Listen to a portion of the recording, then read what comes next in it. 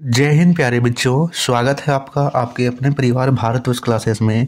तो प्यारे बच्चों, 2 दिसंबर 2023 को क्लास 6 का सामाजिक विज्ञान का वीकली टेस्ट लिया जाएगा। हो सकता है कि आपके विद्यालय में ऐसे 1 का भी एग्जाम हो। तो इस वीडियो में हम सामाजिक विज्ञान के मोस्ट इम्पोर्टेंट क्वेश्चन करेंगे, जो कि आपके वीकली टेस्ट और ऐसे 1 के एग्ज़ाम के लिए भी मोस्ट इम्पोर्टेंट होने वाला है। तो जल्दी से इस वीडियो को लाइक करेंगे और अपने अपने दोस्तों को शेयर कर दीजिएगा। मोस्ट इम्पोर्टेंट और मोस्ट एक्सपेक्टेड क्वेश्चन है बच्चा। ठीक है, स्टार्ट करते हैं। Very very important question. तो पहला प्रश्न दिया गया है, किस यज्ञ द्वारा राजा रथों की दौड़ का आयोजन करता था? प्राचीन भारत में जब यहाँ पे उत्तर वैदिक काल चल रहा था, उस समय विभिन्न विभिन्न प्रकार के यज्ञ होते थे। रथों की दौड़ का आयोजन होता था, सीमा विस्तार के लिए होता था, राज्य तिलक होने पर यज्ञ होता था। तो यहाँ पे रथों की दौड़ का आयोजन किस यज्ञ द्वारा होता था? विकल्प दे रखा है राजसूय, वाजपेय, अश्वमेघ या इनमें से कोई नहीं। यहाँ पे सही उत्तर बी होगा बच्चा, वाजपेय। राजसूय यज्ञ होता था राजा का तिलक होने पर, जब राज तिलक होता था तब यह यज्ञ होता था।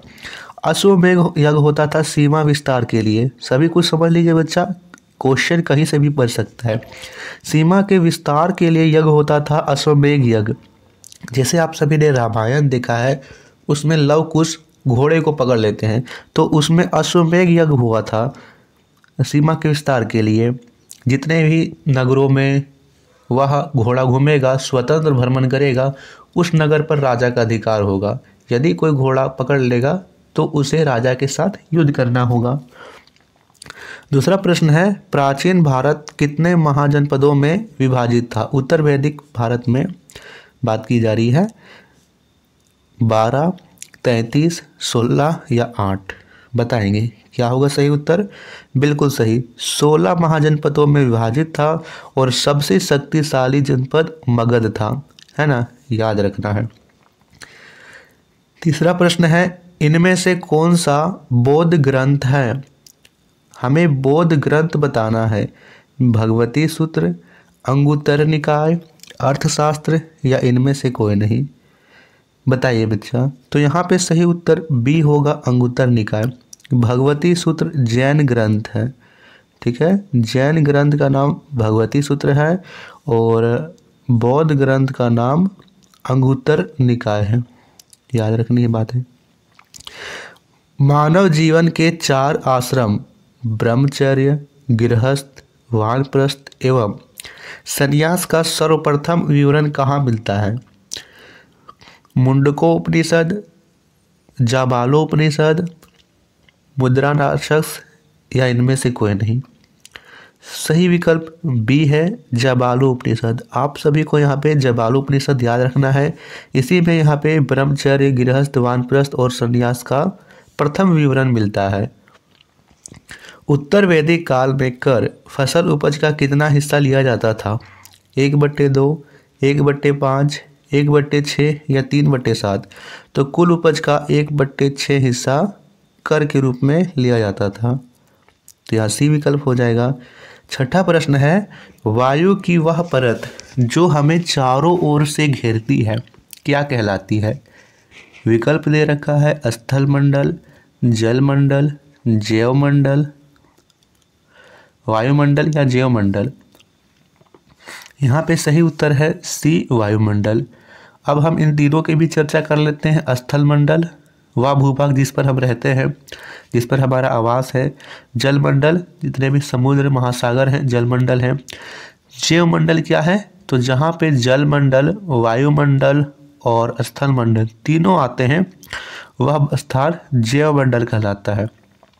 ठीक है, वायुमंडल की बात की जाए तो वायुमंडल की 5 परतें हैं। क्षोभ मंडल, है ना, क्षोभ मंडल, समताप मंडल, आयन मंडल, मध्यमंडल और बहिर्मंडल। ये सभी याद रखने हैं। क्षोभ मंडल में ही सभी प्रकार की मौसमी घटनाएं घटती है। समताप मंडल वायु यान के उड़ने के लिए सर्वोत्तम जगह है।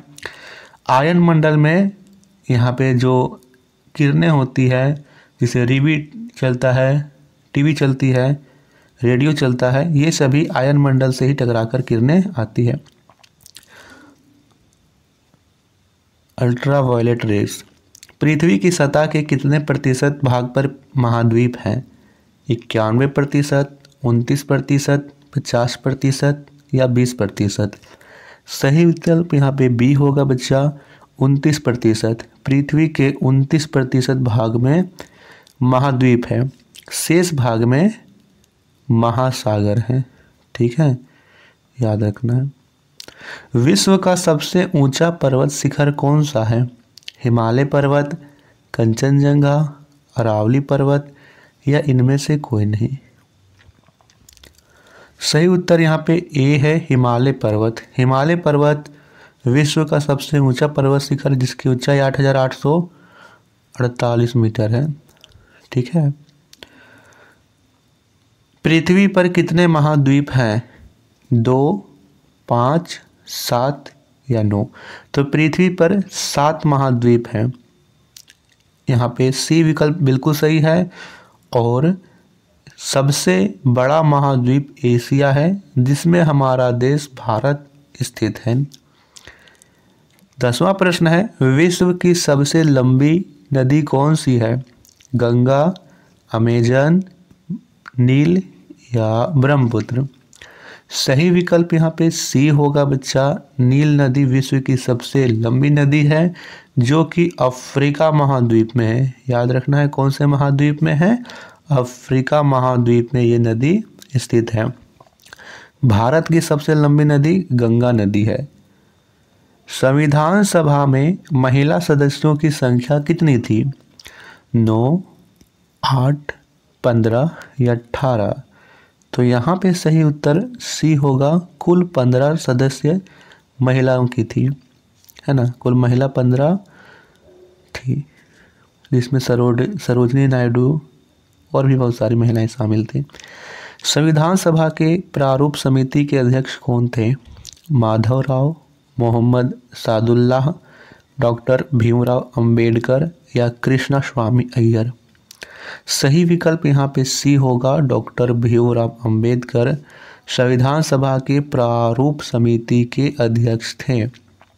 इसके साथ याद रखना है उद्देश्य प्रस्ताव, ये भी याद रखेंगे। उद्देश्य प्रस्ताव पंडित जवाहरलाल नेहरू द्वारा प्रस्तुत किया गया था। संविधान सभा का अध्यक्ष पूछा जाए तो संविधान सभा के अस्थाई याद रखेंगे राजेंद्र प्रसाद थे, और अस्थाई अध्यक्ष डॉक्टर सच्चिदानंद सिन्हा थे। किसे लघु संविधान भी कहा जाता है? प्रस्तावना, संविधान सभा, प्रारूप समिति या इनमें से कोई नहीं? सही विकल्प यहाँ पे बी होगा, संविधान सभा को लघु संविधान भी कहा जाता है। संविधान सभा का प्रथम अधिवेशन कब हुआ? दिसंबर 1947, दिसंबर 1946, दिसंबर 1857 या दिसंबर 1978?